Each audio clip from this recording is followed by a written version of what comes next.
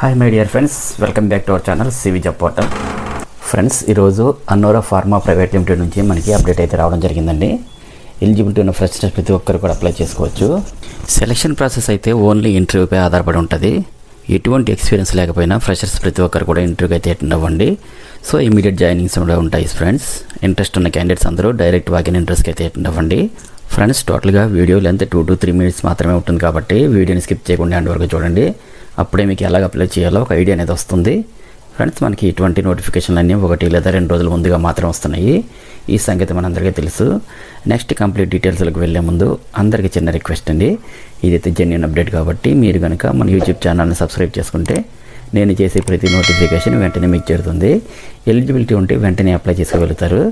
అలాగే మీ ఫ్రెండ్స్కి కూడా షేర్ చేసి ఉపయోగపడతారని ఆశిస్తున్నాను.